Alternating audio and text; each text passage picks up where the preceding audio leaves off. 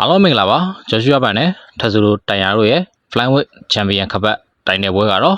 ဧပြီလ12ရက်နေ့မှာကျင်းပမယ် UFC 327မှာ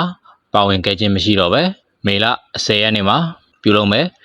UFC 328မှာထိုးတက်ရမှာဖြစ်ပါတယ်ကိုမိတ် event အနေနဲ့ထိုးတက်ရမှာပါတလားနေလောက်ရက်ကိုနောက်ကိုဆောလိုက်တာပါဒါကလည်းဂျော်ရှူယာဘန်ရဲ့တင်းခဲ့တဲ့တိုင်ယာပြဿနာကြောင့် UFC ဘက်က UFC 328မေလာထဲမှာထိုးတက်မဲ့ပွဲစဉ်ထဲမှာထိန်းသွင်းခဲ့ခြင်းဖြစ်ပါတယ်အခုလိုဂျော်ရှူယာဘန်ကြောင့်ပွဲရဲ့နောက်ဆုတ်လိုက်ရတဲ့အပေါ်ဖိုက်တာအချို့နဲ့ပရိသတ်အချို့ကဝေဖန်ကြတာကိုလည်းတွေ့ရပါတယ်ချန်ပီယံဟောင်းပန်တိုဂျာကလည်းဂျော်ရှူယာဘန်ကနှုတ်ထွက်ခဲ့ရင်ချန်ပီယံခပတ်ပွဲကိုရှော့နိုတစ်အနေနဲ့ဝင်ထိုးမယ်လို့လည်း UFC ဘက်ကိုပြောကြားလာပါတယ်အရင်ကဒေနာဝိုက်တောင်းဆိုရင်ပြင်ဆင်ချိန်အနေငယ်နဲ့ရှော့နိုတစ်ဝင်ထိုးပေးခဲ့တဲ့အကြောင်းအရာတွေကြောင့်အခုချိန်မှာဂျော်ရှူယာဘန်ကိုပြန်ပြီးတော့အခွင့်အရေးပေးတဲ့ပုံစံမျိုးလို့မြင်မိပါတယ်ဒီနောက်ပိုင်းကသူတဘောကျတဲ့ဖိုက်တာတွေဆိုရင်အခွင့်အရေးပေးတာမျိုးမျက်နှာသာပေးတာမျိုးပြုလုပ်တတ်ပါတယ်ဂျော်ရှူယာဘန်ကလည်း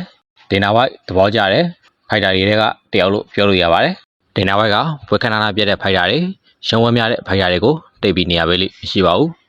အာမန်စရူကီယန်လို့ထိပ်တက်ဆင်းရှိတဲ့ဖိုက်တာမျိုးကိုတော့အစ္စလန်နဲ့ပွဲမှာနှုတ်ထွက်ခဲ့လို့နောက်ထပ်ချန်ပီယံလုပ်ခွင့်မပေးသလိုပွဲထုတ်ခင်တော့တိတ်မရတော့ပါဘူးဂျော်ရှူယာဘန်ကရှားပါတဲ့အာရှနွယ်ပါချန်ပီယံတယောက်ဖြစ်တာရဲ့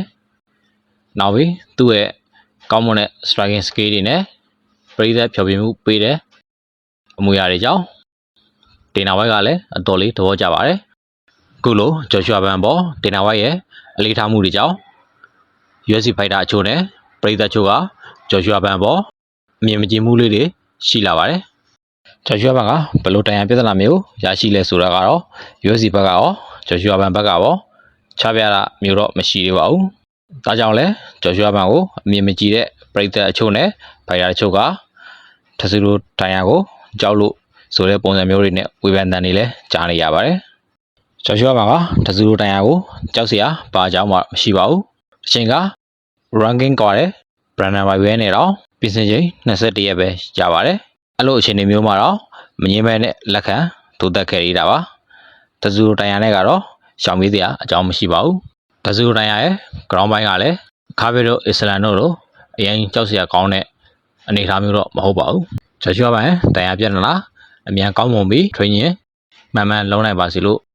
ဆုတောင်းစကားပြောကြရင်အဆုံးထိလည်းပါကြည့်ယူပေးလို့အားလုံးကိုကျေးဇူးများကြီးတင်ပါတယ်။နောက်ထပ်စိတ်ဝင်စားစရာကောင်းတဲ့ MMA အကြောင်းအရာတွေကိုဆက်လက်ကြည့်ရှုရဖို့ channel လေးကိုလည်း subscribe လုပ်ပေးထားကြပါအောင်လို့တောင်းဆိုချင်ပါတယ်။